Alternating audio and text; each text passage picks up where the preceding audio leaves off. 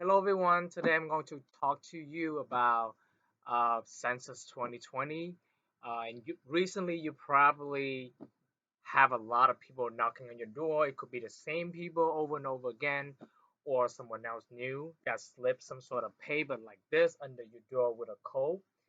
So today I'm going to briefly talking about what is Census 2020, what to expect, what information you should give out or should not give out, depending on your level of comfort. So basically, Census 2020 is every 10 years, the United States would count how many people living in the U.S., right? It doesn't matter whether you're a resident or a U.S. citizen or immigrant or whatever your immigration status is. It doesn't matter. It basically is to count how many people.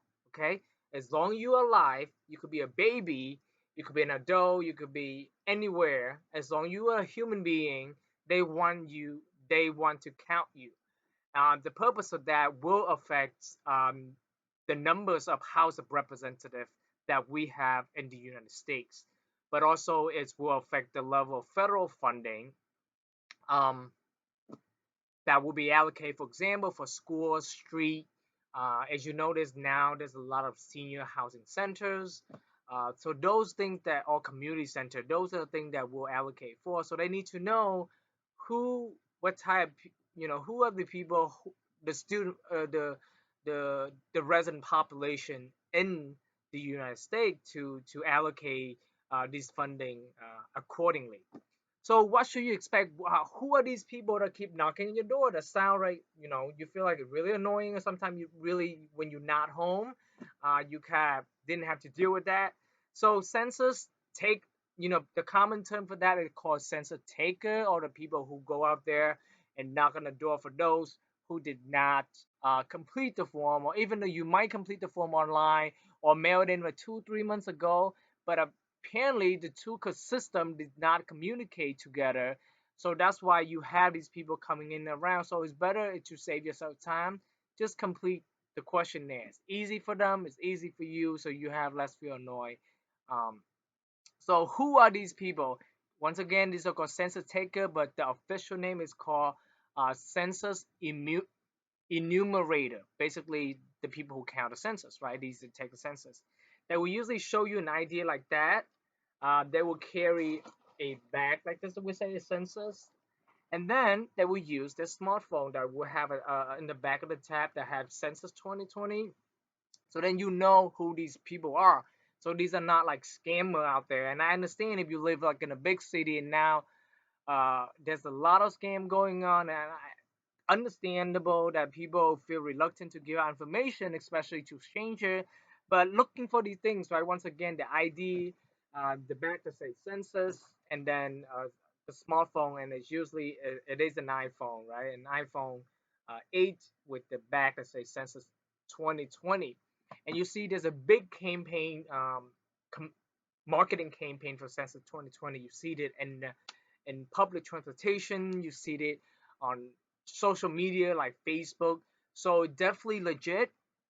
Um, so let's talk about what information they would ask, right? First of all, they would ask whether you live in this on this in this address. They start counting you on April 1st, 2020. So that's the mark where they draw the line whether they count you or not. They count baby, foster child. They count as long as you're a human being and you live in that address um, within, on that day as well. On April 1st, 2020, they will count you in this address, and they don't want to overcount you. If you live like in college, you live in some other housing and what's not. So make sure you give the exact information. So what to expect? What to expect when these strangers, aka census taker or enumerator, they will ask you for your name. They will ask you how many people living in the apartment. They will ask you for your birthday. They will confirm your age. They will ask you about race, um, whether Hispanic or not.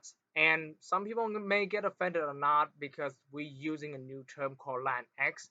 For the census 2020, Hispanic is still defined in the census. So do not get offended if they ask you Hispanic or not, okay?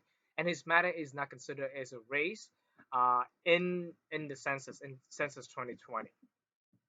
They will ask for your phone number as well. Um, so every individual member, they need to provide name, um,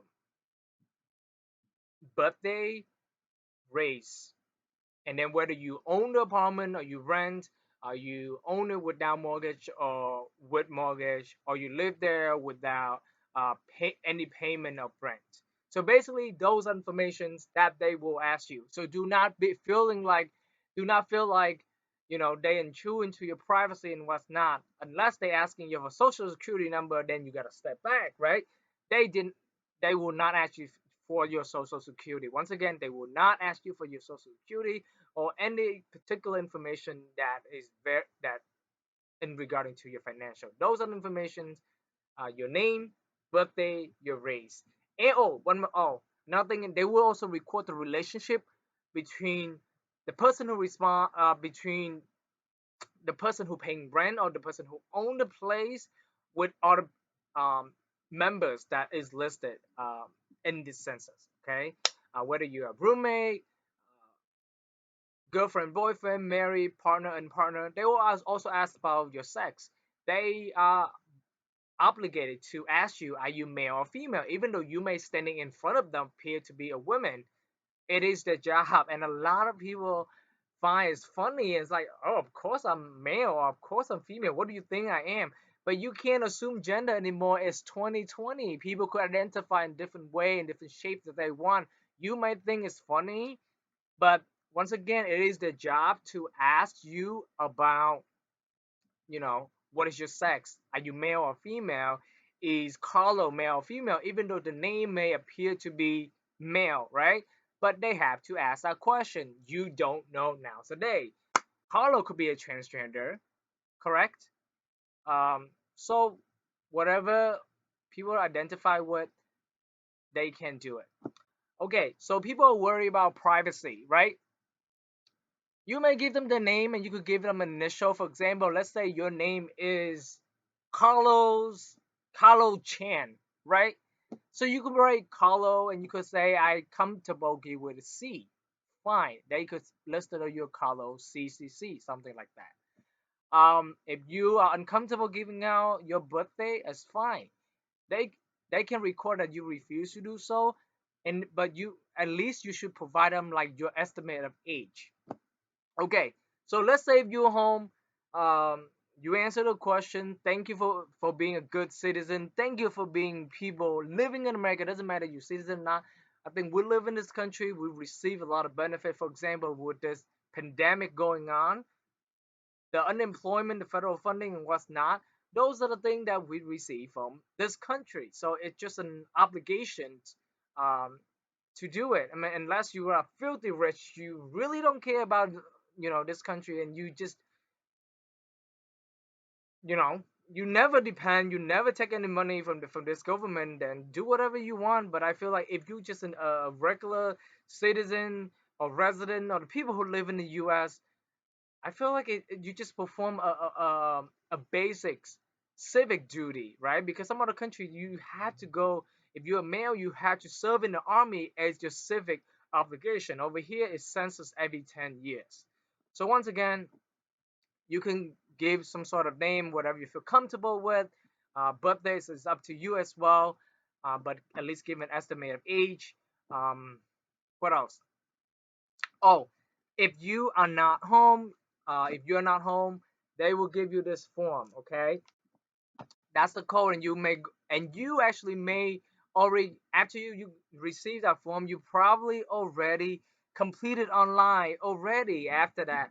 But once again, the system may not. And you think it's 2020, the computer pretty fast, right? But however, those system does not communicate with what is happening in system in this smartphone is running. So they may come with you over and over again. So complete it with them if possible. You may, if you already completed, you feel like you could refuse, that's totally okay. But if you haven't completed, go ahead and complete with them, with the people who have the smartphone.